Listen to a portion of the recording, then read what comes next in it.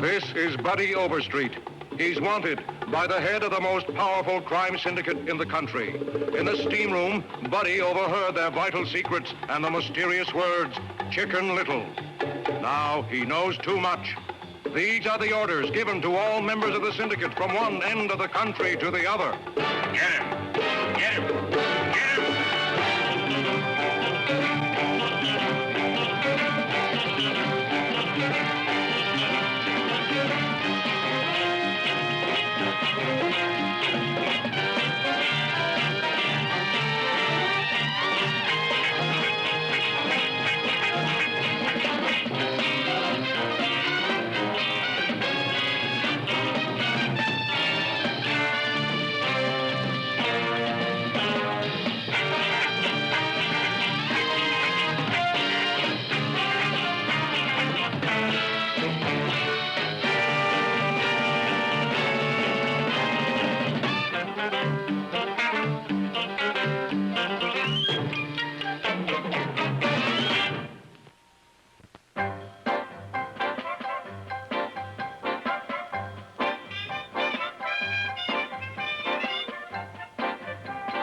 Doctor, I got big trouble. The worst thing is nobody will believe me. Not my friends, not the police. Nobody except... You do believe me, don't you, Dr. Alsberg? Believe what, Mr. Overstreet? You haven't told me anything yet. That they're out to kill me. Look, before I commit myself, let me ask you a question. When did you first suspect that they, whoever they are, were hostile towards you? When they first tried to shoot me. Then later, my suspicions were confirmed when they tried to strangle me, drown me, and bury me in cement. Bury you in cement? Yeah, that was a horrible part. I know who they are. I just don't know where they are. I could be walking down the street, go around a corner, and they'd be waiting for me. It's a Tommy gun. Hit the deck. Mr. Overstreet. Oh, Mr. Overstreet. It was just a motorcycle backfiring, Mr. Overstreet. Oh, right. My rates are the same for under the couch as on the couch. Now, let's just go from the beginning, shall we? And you tell me all about they. Well, I was just lying in this steam bathhouse fully clothed. Ever since I heard him talking about Chicken Little in the steam bath, I've been running. This place, that place, that town, this town. Believe me, Dr. Alsberg, I know the USA better than the Auto Club. Fascinating. Absolutely fascinating. Even Freud never had a steam room syndrome complicated by a Chicken Little neurosis. Well, what am I going to do? Did you ever stop to think you might be suffering from a hallucination? A hallucination? You mean this is all in my mind? You just think they're trying to kill you. Oh, I don't think. I know. Those are real bullets whizzing by. That's what a hallucination is, Mr. Overstreet. It's more real than reality itself. You see, your mind can control your body as well as having your body control your mind. Yes, of course, in a healthy organism, we have a, well, the Romans put it so beautifully, a mens sano and corpore sano. Do you know what that means, Mr. Overstreet? Does that mean you're going to charge me more than $25? No. It just means a healthy mind and a healthy body, you see. And evidently your body is healthy, but your mind isn't. Oh. Well, what am I going to do? Well, you've got to come to grips with your problems, that's all, Mr. Overstreet. Face it. Stop trying to escape it. Face Mr. DeVere? Well, since that seems to be the symbol of all your problems, yes. You just have to meet him head on, and I'm sure all those fears will vanish. What if I vanish? What if he kills me? Impossible, Mr. Overstreet. This whole thing is just a figment of your imagination. In order to have peace with yourself, you've got to find Mr. DeVere and prove that this is all in your mind. Gee, Doc, if you're right, I could stop running. All my troubles would be over. Well, of course I'm right. I'll do it then. Oh, good. Thanks a lot, Doc. Oh, sure. I'm going to do just what you say. I'm going to meet all my problems head on. Well, that's wonderful. Before you meet your problems head on, there's something else you're going to have to meet. What's that? $25, please. 10, 20. I've killed Buddy Overstreet 100 times in my sleep. Why can't I kill him just once while I'm awake? Why? Mr. D, please. You shouldn't get so excited. Remember, it's bad for your blood pressure. Yeah, you ought to try to calm down. This is the calmest I've been in months. That thing is getting me. I see his face in my dreams every night. Sometimes I look out that window and see his face. Sometimes I look at that door and Good morning, Dad. What is that? This, Dad, is my latest stroke of genius. And though I thought of it, I'd say the same thing if anybody else happened to think of it. What in the world are you talking about? It all came to me in a flash. I put myself in Buddy Overstreet's position. If I were the syndicate's enemy #1 and everyone was after me, what would I do? I'd keep running till I figured out a way how to outwit you people and then stop running forever. And how is he going to do it when he knows the entire organization is on the lookout for him? For this Buddy Overstreet, yes. But how about this one? Or this one? Or even this one? It's amazing. Sort of like instant plastic surgery. You know, we could have passed them on the street 1,000,000 times and never even noticed them. You dreamed this up on your own? I made all the composites myself, Dad. And to think I laughed when you enrolled in art appreciation. Junior, you're a genius. Well, after all, I am my father's son. Yes, breeding will tell. Wendell, Harry, notify all stations there'll be a special telecast tomorrow. We're going coast to coast with this full network. And this time, we're really going to get Buddy Overstreet wherever he is. Or whoever he is. All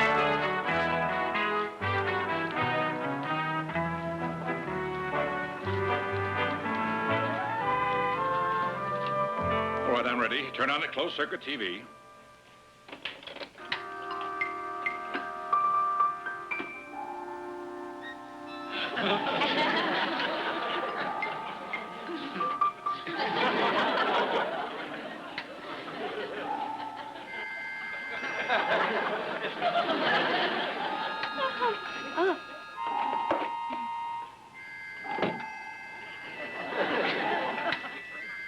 Four, three, two, one. It's showtime.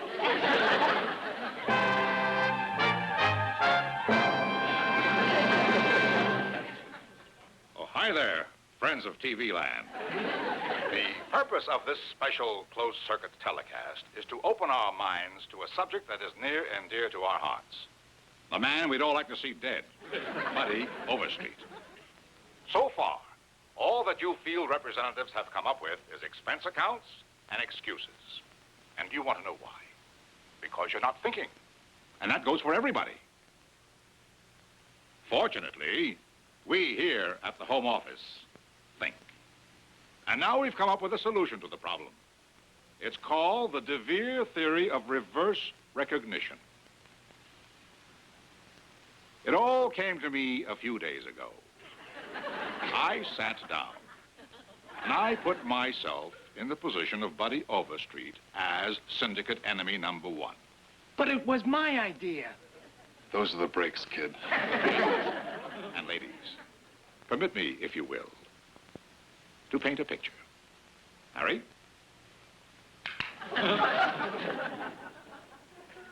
Buddy Overstreet, man on the run.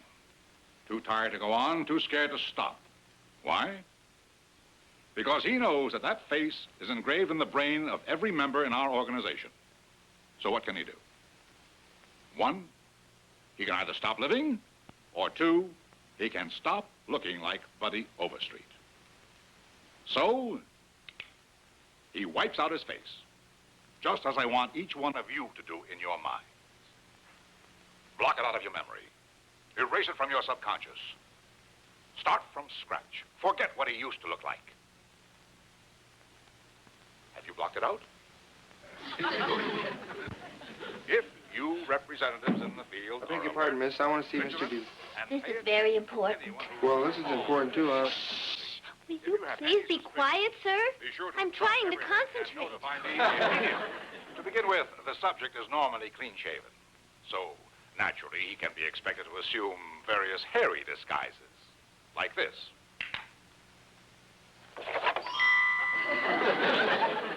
Or this. Or even something as drastic as this. Now look hard. Please, miss, Study I this have to face see as you've Mr. never DeVere. seen My name is anything Buddy before. Overstreet.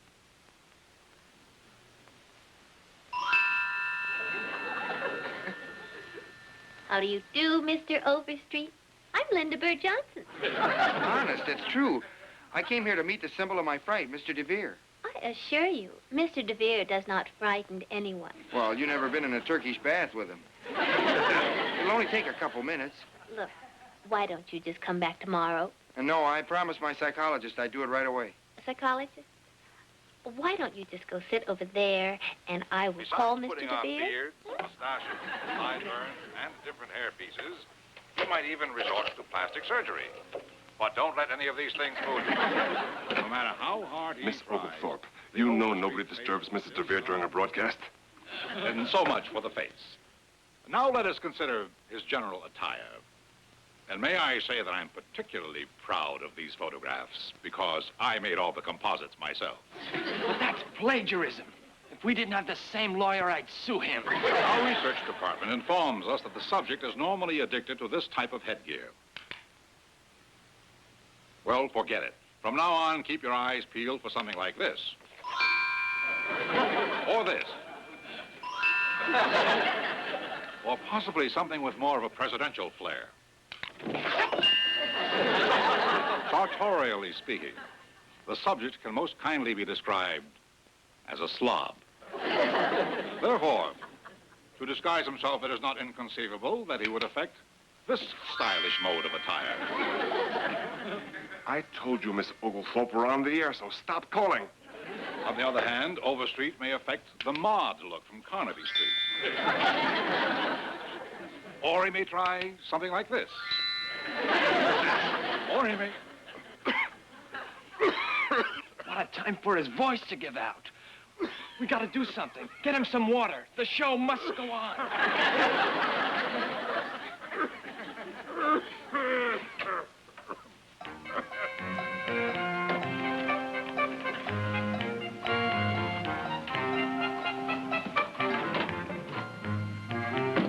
Who's the nut behind the magazine? The one I've been trying to tell you about. We'll discuss it later. I've got to get this into Mr. D. Then I saw Wendell and panicked again, just as usual. And what did this Wendell do to you? Nothing. He didn't have a chance. I ran out. Well, of course you did. That is precisely your problem. Run, run, run. You're always afraid to face up to things. Did you even tell him who you are? I told the secretary I was Buddy Overstreet. Ah, well, good. And what did she say? She said she was Linda Bird Johnson. I didn't even know there were two of them. She tried to get through to Mr. DeVere, but he was busy. There you are, concrete evidence that my hallucination theory is correct. You see, if they wanted to harm you, they never would have let you leave. My boy, you have got to go back. Go back. Go back? Yes, yes, you've just gotten your feet wet. Now you've got to go out into the ocean and wash away those fears once and for all. And you know how you do that? Confront Mr. DeVere himself. You mean? Absolutely. All right, I'll do it. Good. Oh, you're getting better adjusted all the time.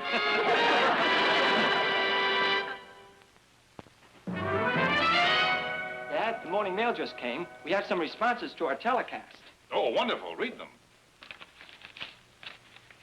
I'm absolutely certain that this is Buddy Overstreet in one of his disguises. That's Abraham Lincoln. Looks like Abe, all right. Of course it's Abe. I've counterfeited his face 1,000 times. See the next one. This is really Buddy Overstreet. He doesn't fool me for a minute. Well, that's ridiculous.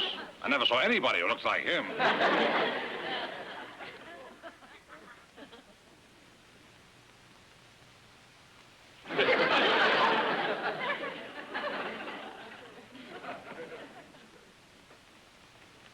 Hi. Oh, it's you again. This time I've got to see Mr. DeVere. I want to jump in the ocean and wash my fears away. I see. Well, why don't you just wait and I'll try him.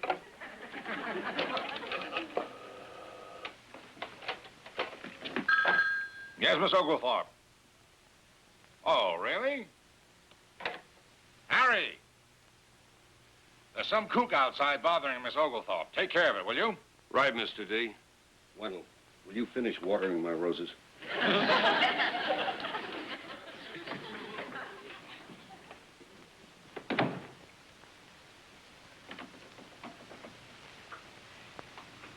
Hey, pal, you asked for it. Wait, I just was getting a drink. drink of water. What are you doing? And stay out.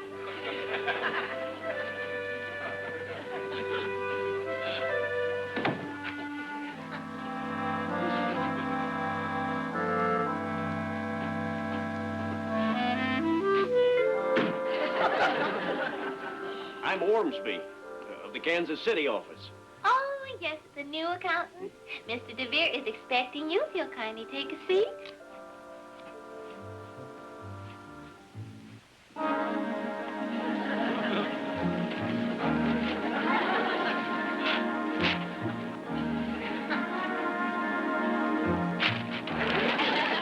How's the financial news? I beg your pardon. She won't let me in to see Mr. DeVere. I'll have to sneak in. She thinks I'm some kind of kook. You and your big idea about disguises. Well, you claimed it was your idea. Well, I'm giving it back to you. The whole thing depresses me. Get me some water. I need an aspirin. I could use a couple myself.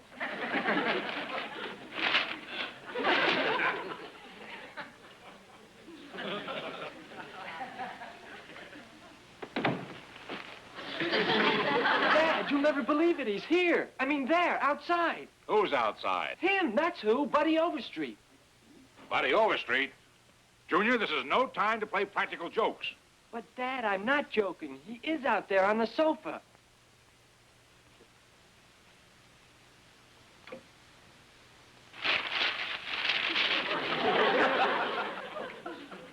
But, Dad, he was there. I saw him with my own eyes. Then clean your glasses.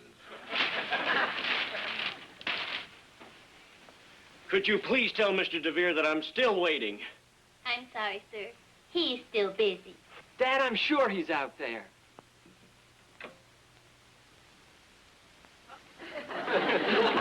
There he is again. I knew I was right. Junior, I'm warning you. I'm sick of playing games. But, Dad, I'm serious. He is out there behind the sofa. Please, Dad, take one little peek for me, your only son. Do you have to keep reminding me of that fact?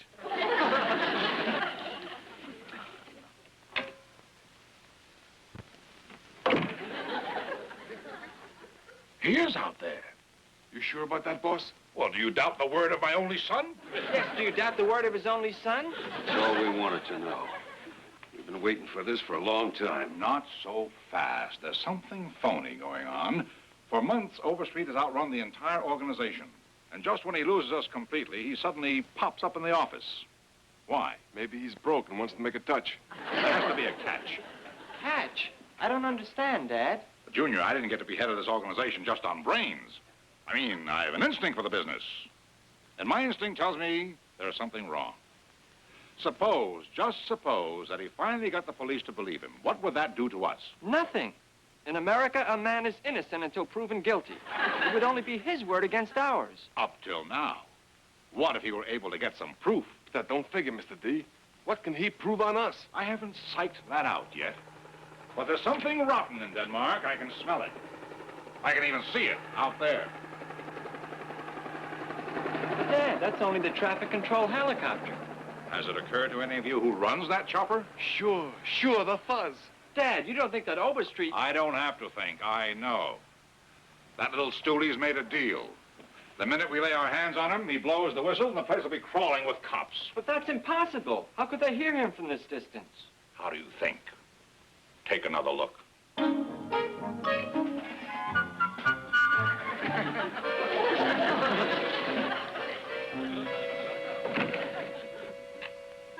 Have you ever heard of a bug? A bug? Blech. Not that kind of a bug. An electronic bug, a hidden mic. You mean he's got a rig so that he can pick up everything that goes on inside this office? And broadcast it straight to that chopper. What do you know about that? Candid suitcase. Dad, that's just like wiretapping. It's strictly illegal. May I cite to you the 1965 Supreme Court ruling, Hallahan versus... Junior. What are we gonna do, Mr. D? I'll tell you what we're going to do. We're going to give that little stool pigeon the surprise of his double-crossing life. We're going to triple-cross him.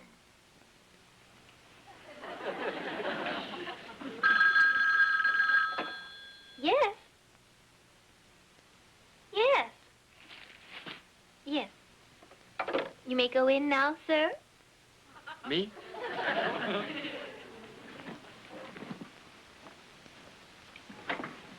Commonwealth Steel is up 10 points, Mr. DeVere. That means a profit of $300,000 for your charity foundation. And will you please okay this audit for branch operations, sir? After all, we do want to pay our federal income taxes promptly. Mr. DeVere, that was the Mother Superior, sir. She said your contribution will just about save the orphanage. Say, would you fellas mind forgetting business long enough to get down to business? I'm here to take my medicine.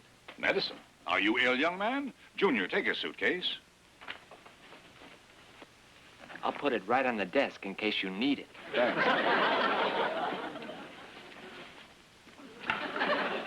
Now then, young man, is there anything I can do for you? You bet there is. I came to find out if you were a hallucination or a real.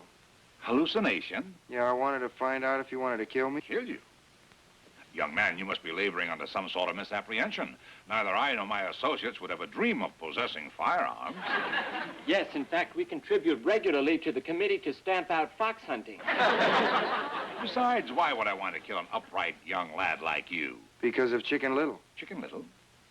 Good gracious, whatever are you talking about? Actually, Dad loathes chicken. Now, if you had said duck or even turkey... But I heard you talking about it in a steam room. That's odd. I never go to steam rooms. Bad for my skin. Now, if you had said a sauna bath... I'm afraid you made a terrible mistake, Mr... what was that name again? You mean you even forgot that? A man in my position meets many people during the course of a business day. Well, it's Overstreet, Buddy Overstreet. I thought by now it'd be the late Buddy Overstreet. Let's start at the beginning. You are Mr. DeVere, aren't you? I refuse to answer on the grounds it might possibly tend to incriminate me. Well, you're his son, Junior. I refuse to answer on the grounds... Junior. Sorry, Dad. I refuse to answer on the grounds it might possibly tend to incriminate me. Well, Wendell, you have been trying to kill me for the last 6 months. I refuse to answer on the grounds. On the grounds. I refuse to answer on the grounds it might possibly tend to incriminate me. So you see, young man, there's really nothing more to be said. You're absolutely sure you don't want to kill me? No more than I'd want to kill my own son. Dad! Just like the doctor said, if I faced my problems, they'd all disappear. Only now I don't have to disappear with them. Mr. DeVere, this is the happiest day of my life. In fact, it is my life. Now, go forth, young man. You have many beautiful years ahead of you. Use them wisely.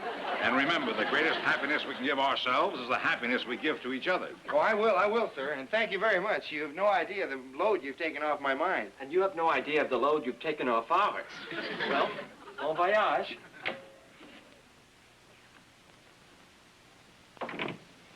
Dad, he fell for it. You were magnificent. A regular Academy Award performance.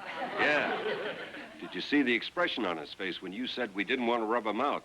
I never saw a guy so surprised in my life.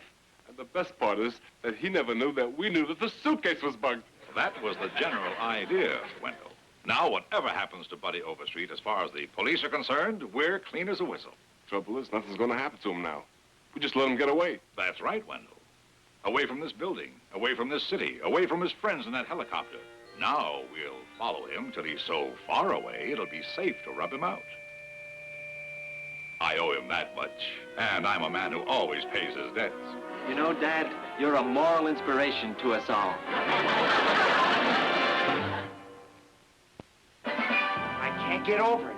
After all of these months of peeking around corners, taking side streets, and what for? That Mr. DeVere was one of the nicest, kindest, most gentle people I've ever met. I could have told you it would end this way. Well, you really were right, Doc. I've been running all along for nothing. It was all in my mind, an illusion. Kind of like a walking daydream that didn't really exist. Like a figment of my imagination. There they are again. They're coming after me. Who's after you, Mr. Overstreet? Those guys.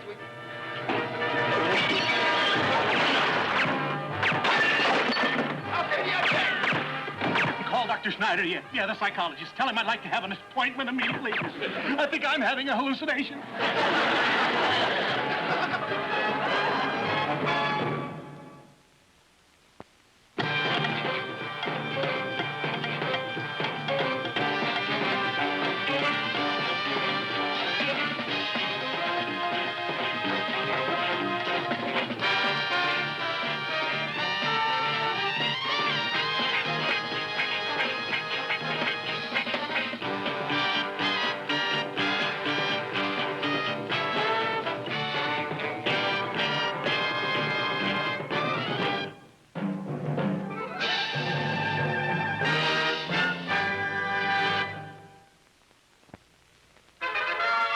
Thank you.